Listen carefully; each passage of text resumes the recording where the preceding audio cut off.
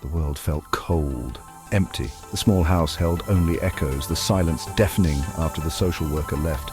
Bethany clutched the worn teddy bear, a gift from her mother, tears blurring her vision. Her babies, Andrew, Tracy, Isabella, Lebrion and Monroe, was gone.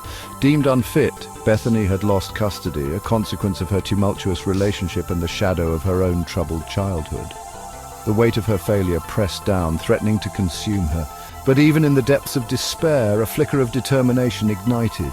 She would get all her children and any future babies back. She had to. Life had always been a struggle.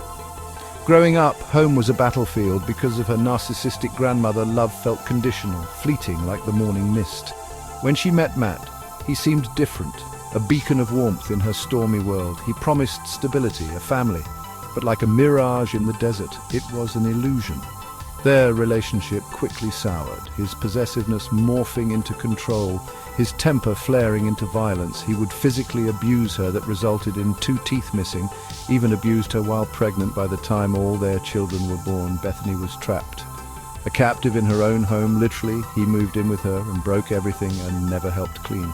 The loss of Andrew, Tracy, Isabella, Lebriant and Monroe was a brutal wake-up call. Bethany realized the cycle of pain had to end. She deserved better. I deserved better. With the little strength she had left, she knew she had to break free from Matt. Leaving Matt felt impossible. He controlled everything, her finances, her heart, her every move. He was cunning, manipulative, weaving a web of fear that kept her tethered to him. The thought of escape terrified her, but the thought of staying paralyzed her even more. Every day that passed, Andrew, Isabella, Lebriant and Monroe grew further away. Her absence, a constant ache in my heart. All I wanted was my children back. Matthew used that against me by making me believe without him I had no chance. I believed that since CPS said because you're developmentally delayed, which is autistic, the children would be in danger. Fear morphed into a different kind of terror. She couldn't bear the thought of not being able to bring 4 innocent lives into this toxic environment. Matt, however, saw it as an opportunity to tighten his grip, to further isolate her from the outside world. He relished in her dependence, her vulnerability. Despite the constant fear and anxiety, I found strength in the tiny lives growing outside her. These children, her children, became her reason to fight. She started small, secret acts of defiance. She stashed away spare change, hid a burner phone, contacted a domestic abuse hotline. Each small act chipped away at Matt control, fueling her own sense of agency. The turning point came unexpectedly. One evening, in a fit of his rage, which he called his Hulk rage, Matt lashed out, striking me while I was carrying our children. In that moment of stark terror, something inside her snapped. This was not love. This was not a life. This had to stop.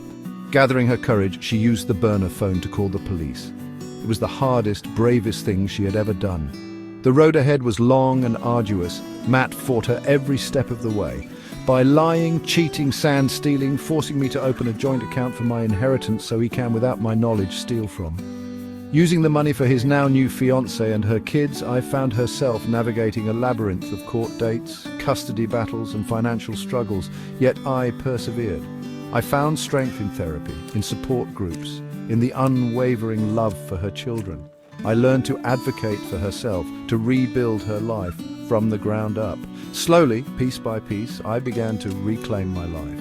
I'm looking a job, secured a small apartment, and most importantly, working on proving CPS wrong about me to get custody of my children. The journey is still far from over, but I am still trying to face my inner demons and emerged victorious. Life as a single mother of 5 was not easy, but it was filled with a different kind of beauty, the kind that blooms in the face of adversity, the kind that is nurtured by love, resilience, and hope. I will find joy in the smallest of victories, a child's laughter, a warm meal shared, a quiet moment of reflection. My story is a testament to the indomitable spirit that resides within us all. It's a reminder that even in the darkest of times, there is always hope. There is always strength to be found within ourselves and within the love that surrounds us. My name is Bethany, and my journey is an inspiration. Children's aid used and still using things against me, but I will not give up. Yes, my ex stole everything and will not give back, but I have something he can't, nor children's aid can't take away. It's called faith, a beacon of light for anyone who has ever felt lost, broken, or afraid. It's a testament to the power of resilience, the unwavering strength of a mother's love, and the unwavering belief in a brighter tomorrow.